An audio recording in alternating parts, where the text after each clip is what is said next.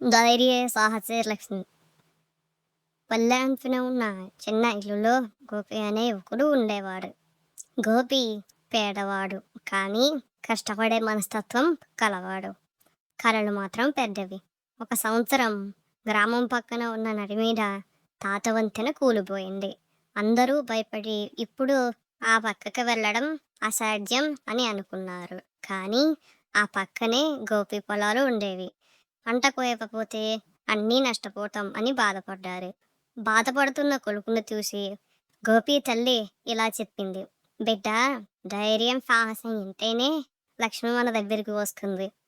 ఆ మాటలు గోపికి కొండంత ధైర్యాన్ని ఇచ్చాయి. అతను కొమ్మలతో, తాటి ఆకులతో, తాడుతో ఒక చిన్న తాత్కాలిక పడవ తయారు చేశాడు. నది ఉప్పొంగిన గోపి భయపడలేదు. జాగ్రత్తగా పడవ నడిపి ఆ పక్కకు చేరి పంట పోశాడు. తిరిగి వచ్చేసరికి గ్రామస్తులు ఆశ్చర్యపోయారు. గోపి ఈ పంటను అమ్మి మంచి లాభం పొందారు. ఆ రోజు నుంచి గ్రామంలో ఎవరైనా కష్ట సమయంలో ధైర్యం చెప్పాలంటే వారు ఒకే మాట చెప్పేవారు: ధైర్యే సాహసే లక్ష్మి. ధైర్యం సాహసం ఉంటేనే సంపద విజయాలు వస్తాయి.